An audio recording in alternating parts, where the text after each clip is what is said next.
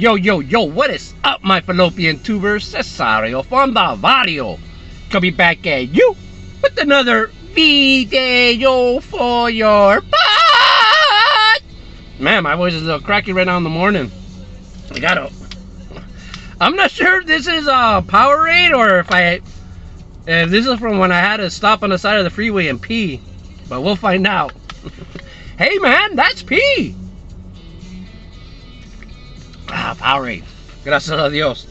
But anyways, it's kind of a long line, so I was like, and I was just gonna say I don't have a mail day, but I actually do have a mail day, but I'm not gonna do a mail day right now.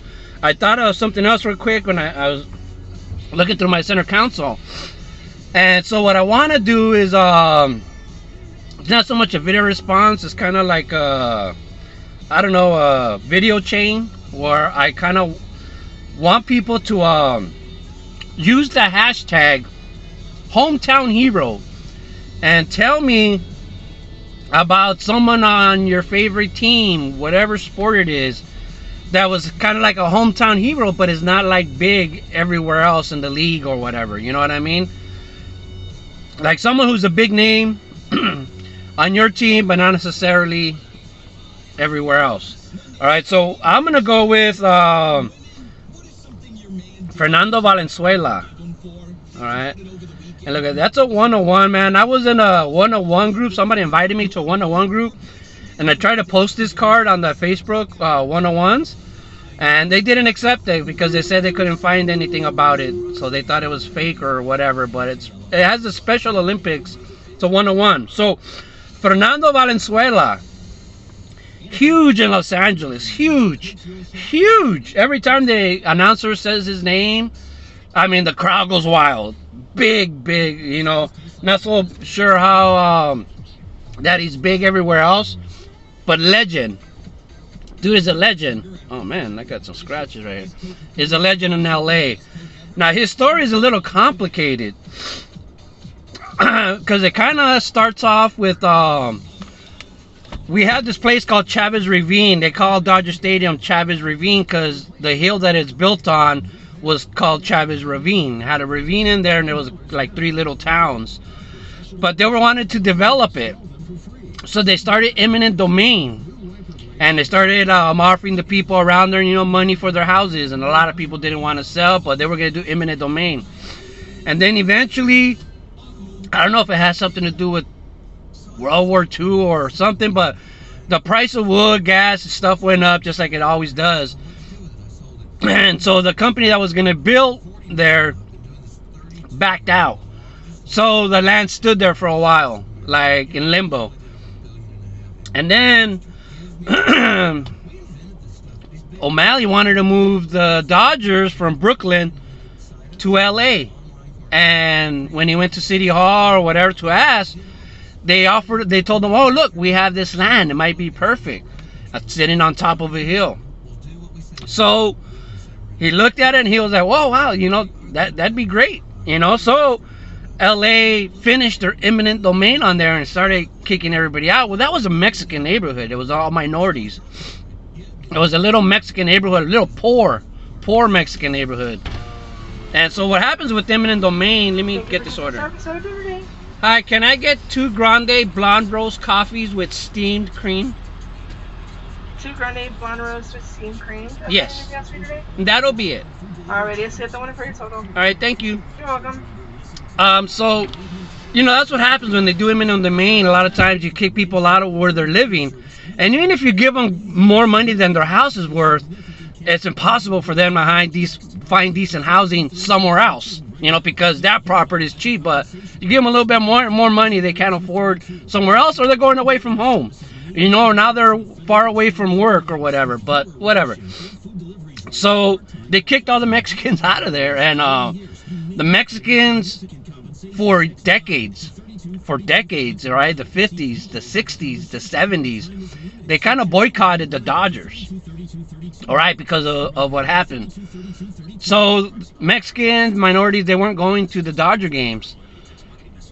And so then this guy, Mike Brito, who was a scout for the Dodgers, was sent to Mexico to scout this batter, who was like a really great batter. So he went to go check this guy out in Mexico, and what he ended up noticing was that the guy he was there to scout was striking out. So he turned his attention from the batter to the pitcher, and that pitcher was Fernando Valenzuela. All right. So he ended up scouting Fernando and asked him if he would be interested in pitching for the Dodgers or signing, and all this other stuff. So Mike Brito ended up signing Fernando Valenzuela instead of that other dude. And man, if you guys don't know, Fernando lit it up. His very first year, he was coming out of the bullpen. They had him coming out of the bullpen, and he was just like mowing everybody down, like doing really good and stuff. Hi, should we $5.92? Thank you.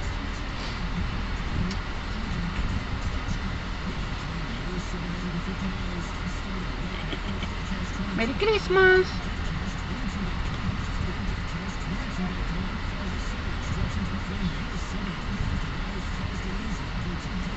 Thank you.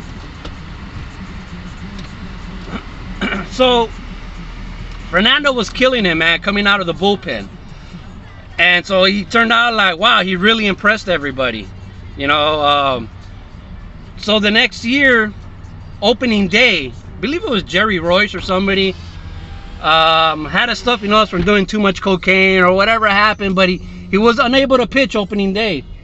So Tommy Lasorda needed a pitcher, and he said, all right, I'll put Fernando in, kind of make it like a bullpen game. But well, Fernando came in and handled his business, and then all of a sudden, people started paying attention to Fernando Valenzuela, man. And so he started pitching, became a starter, and was just winning, just blowing people away with this screwball. Now, if you don't understand the screwball, it's kind of like a reverse curveball. So if you're a right-handed pitcher and you're pitching to a righty, that's why you have these lefty-righty situations. So say I'm a right-handed pitcher and you're left-handed, it's easier because my curveball goes outside of you and then comes in, so it doesn't scare you. But if you're right-handed, it comes right at you before it curves and goes in. All right, so the screwball is the opposite. So if you have a screwball and a curveball, you have the advantage of both to lefties and righties. So it's kind of a miracle how people don't throw the screwball anymore. I guess it's really hard on your hands and your arms now, so that's probably why. But Fernando came in with the screwball, man, started tearing it up. And before you know it, all the Mexican fans started coming to Dodger games to support Fernando. And so it turned into Fernando Mania, which what they say was the first time there was a mania, named after somebody. Fernando Mania was real. Everywhere he played, Mexicans were showing up, selling out crowds, in Texas, in Arizona, Chicago, wherever he went to go pitch. People were there to see Fernando, and the Dodgers made it to the playoffs. Fernando was I believe 3-1 in 1981, and they won the World Series on a shortened year. So the Dodgers won the World Series. Fernando was a big giant part of it. Became an instant hero. Fernando Mania took off all over the country, but it was kind of short-lived. This is back in the days where pitchers did get kind of overused. And so his arm, and like I said, the screwball really messes up your arm. So all that combination of pitching so much and throwing the screwball so much kind of shortened his career. He messed up his arm. He had arm injuries. But in the playoffs, I believe in 1981, he was 3-1. And then the rest of the other playoffs he was in, he was undefeated.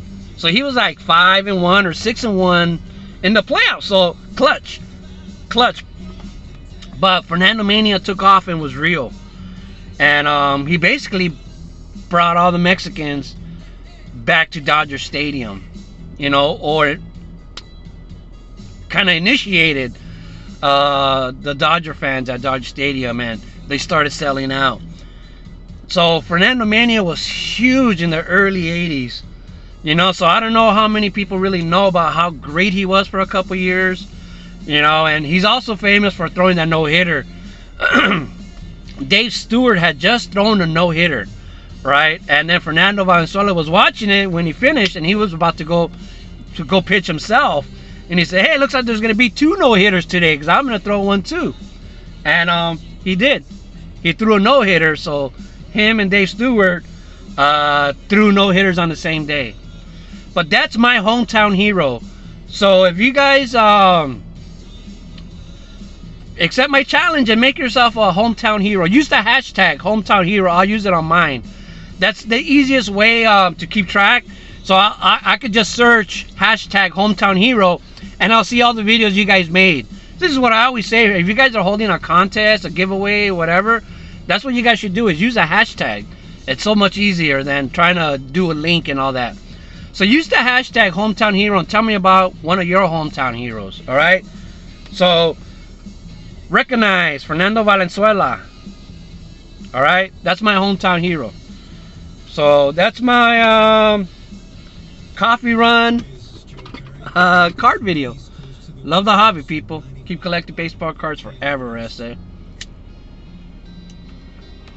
Ciao!